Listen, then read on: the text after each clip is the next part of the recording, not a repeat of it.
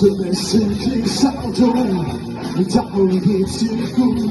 Was ist deine Attitüde? Ständig kocht dein Blut.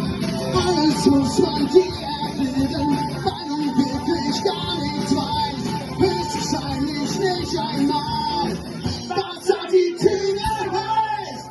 Deine Gewalt ist nur ein Stolperstein auf Liebe. Deine Springerstiefel sehnen sich nach Zärtlichkeit. Du hast nie gelernt, dich zu artikulieren.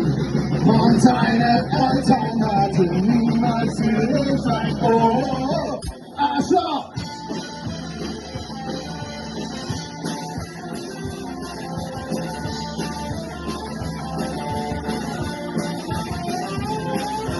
Warum hast du Angst vom Streicheln? Was soll all der Tat? Unterm Lorbeerkranz mit Eicheln. Weiß ich, schlägt dein Herz.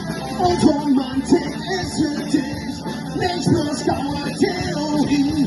Zwischen Schwerkraft und den und das steht ne Kuschelrock-Gelbie. Deine Gewalt ist nur ein Stolperstein auf Liebe. Deine Springerstiefel sehnen sich nach Zärtlichkeit.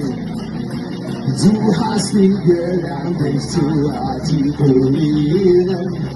Und deine Eltern hatten niemals für dich Zeit. Oh, Arschloch!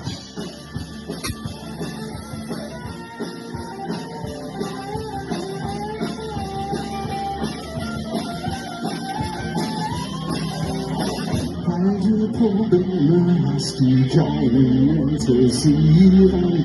Weil du Schiss vor Schmusen hast, bist du ein Faschist.